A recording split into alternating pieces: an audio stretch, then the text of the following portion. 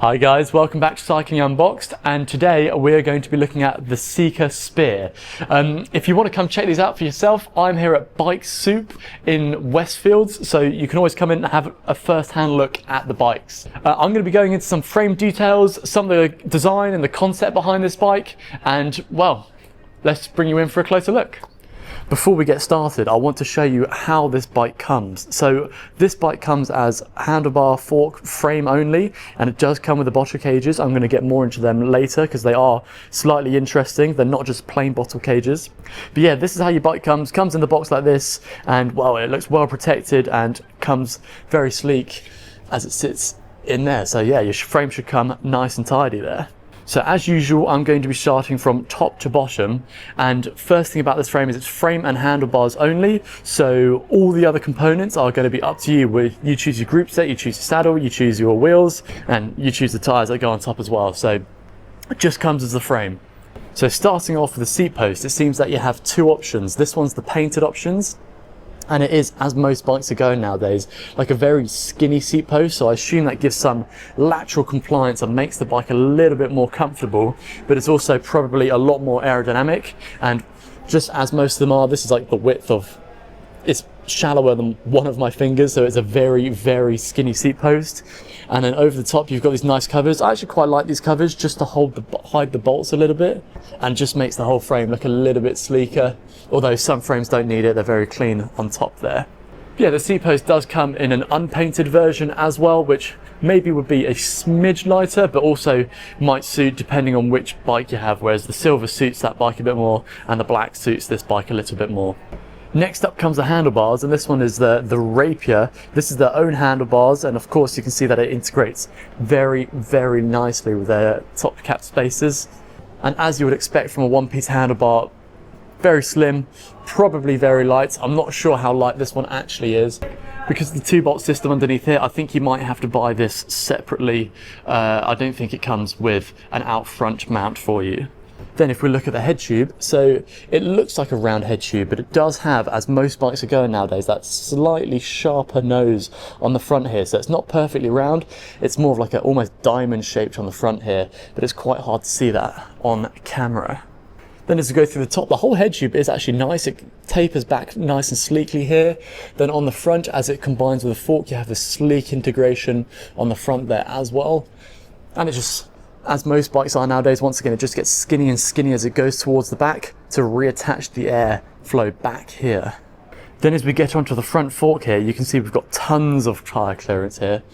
This is a nice chunky 30C tyre, and well, you can see you've easily got space for way more. I mean, you could probably almost run gravel tyres on this thing if you really wanted to.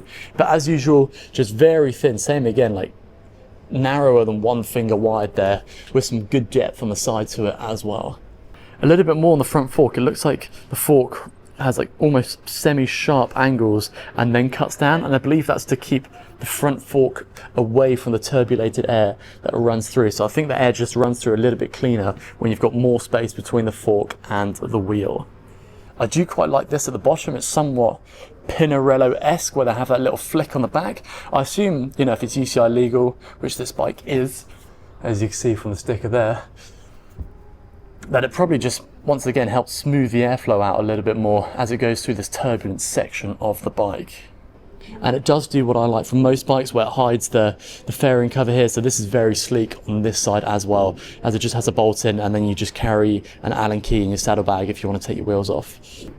For the down tube, it has a skinnier down tube than I'm used to for most bikes. So if you look at it from front on, it's almost hidden by the front tyre there quite a lot. It doesn't poke out too much wider. And just as most aero bikes do, it has a sharper front nose and then a flatter back to the other side of it.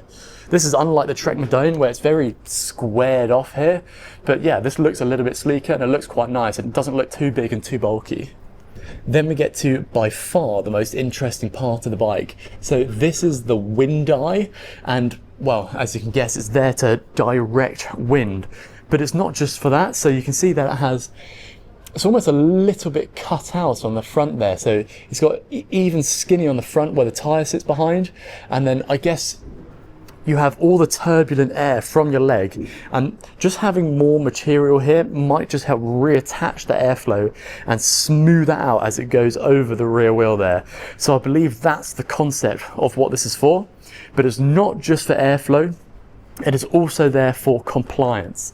Most rear triangles or rear stays do not come out that far. They stay hugged in and tight and close to the wheel just for that purely aerodynamic purposes, but for this one they've used it as a somewhat semi-suspension. So these are very thin and very flat, and I assume what that's going to do is it's going to help flex the rear triangle a little bit, so it should be able to absorb a little bit more of that road noise and road vibration. So it's supposed to make the bike pretty damn comfortable, this, and well, I'd love to give it a go for myself one day.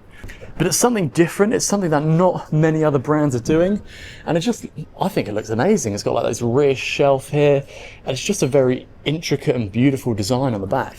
Like I said, I'd like to see more brands trying to innovate like this and just do something different to stand out from the crowd. Rear stays once again more like a traditional aero bike, so it has a sharper front nose, but this one's still semi-blunt, and then a wider rear triangle at the back. So I said I was going to talk about the bottle cages, and as usual, as most bikes have, you've got an option whether to sit the bottle cage higher or lower, and then just a standard on the back. But okay, we've got the bottle cages on the bike, and the reason why they're so unique is because they're faired and they sit in with the bike here, so they're very sleek in terms of how they attach the air from there to around the bottle. And I believe it's not just the front one here, the rear one also does the same thing, so it's somewhat semi-faired from the back of the bottle just to fill in a little bit more space as it attaches back onto the seat tube here. Now I believe with a bottle cage like this, if it's faired, because of the UCI rules and regulations, what you have to do is you have to sell the bottle cages with the bike, so you can't buy them separately. So I don't know how functional these bottle cages are. They seem like they'll be okay. But yeah, in terms of if you want the maximum aerodynamics from the bike, I'll definitely run the bottle cages that they're designed to come with. One thing I will give the Seka for this integrated bottle cage is that it doesn't eat into the logos. With the Factor bikes, they have the same thing on the Factor bikes, but the Factor logo kind of wraps around the top, and it looks like the cage here eats into the logo, whereas it doesn't on the Seka bike here. Then we get to the chain stays at the bottom, and you can see that this is where the limiting factor for your tyre width is going to be, as it sits quite narrow there. As I said, these are 30mm tyres. It looks like you've got another 5mm each side, so you could probably, if you really wanted to, run a 40 on here. But yeah, lots of space up there. Not as much space down there, but like I said, this is already a 30 and you could comfortably fit more than a modern road tyre in there. When we get to the bottom bracket area, you can see they have that chainstay protector to protect the frame a little bit. I actually find if it does drop, it's on the front section where it gets damaged, but yeah, more of an old school thing that, but it's just like a nice little extra protection and a bit of extra detail for your bike as well. Sticking around this bottom bracket area, I believe they have a standard T47 bottom bracket, which just makes it very easy for most people just to, you know, screw it in and tighten it up. And personally, I don't mind a press fit, but I do think I personally prefer the threaded bottom bracket there. From what I can see here, Seka actually do some lovely looking paint jobs. You've got this mostly silver with some front carbon on the end there. Then you've got more of like a silvery into black, a bit more stealthy, kind of almost Mercedes style looking paint job right there, which is, I mean, very nice. I really like all of them here.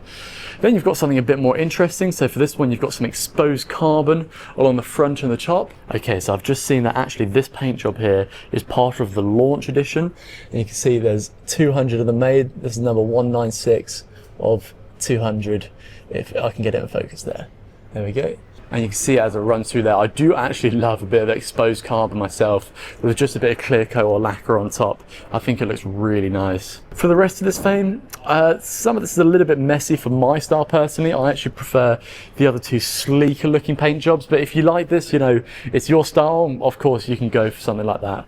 But my favorite paint job around here is this one, this silvery blue matte. And I think this looks rather incredible. It feels nice on the hands, and it almost has kind of like a gold sheen as the light shines on it. This is my favorite one out of all of them so far. So I believe the bike is designed to run mostly electronic group sets with hydraulic discs, but I think you can run mechanical on these if you really want to, and they should handle it just fine.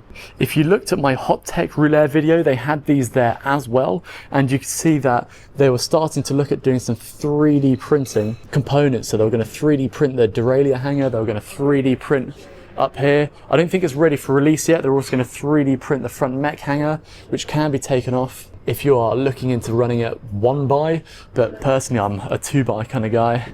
Every single time I look at this, I feel like I see a different feature, and you can just see there's triangles everywhere. There's a triangle here, there's a triangle at the back there, and I love the way that it's just so flat on the side here. So you've got a normal D-shaped seat post around here, but this is very flat. And then as you run through the front, it's almost like they've chopped out part of the seat stay here. So you can see that the airflow runs in and through, and it uses part of the seat stay to control the air as well. Yeah, it's just a magnificently interesting frame. I do really love having a look at this wind eye here. It's just so different, so unique. And I think as a whole piece, it's just a very good looking bike. It looks like a Western brand. The frame looks like it's a high quality frame. It looks well put together. Every shape and every angle looks really well thought out. And it's a bike that I would personally be happy to ride and give it a go. Like I said, I want to try it for the comfort. I want to see how it handles.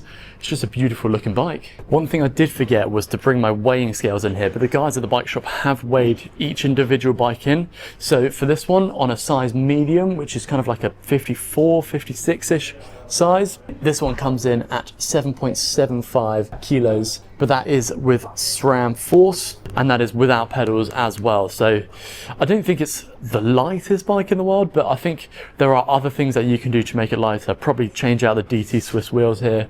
Those zips are probably a lot lighter than those ones, and I reckon you could get this bike very close to 7 kilos fairly comfortably with just a little bit of investment. Well guys, there it is, one of the more interesting bikes coming out of China I think so far, and the quality of the frame looks like it's really high. All things are put together really nicely. The design and the details and the shapes just look really beautiful and intricate, and it just looks like a well-styled bike. So like I said, I'd love to get my hands on one and actually give one a ride for you, but there's the walk around. If I've missed anything on here that you think or would like answered, feel free to message me in the comments below, or you can find me over here on Instagram.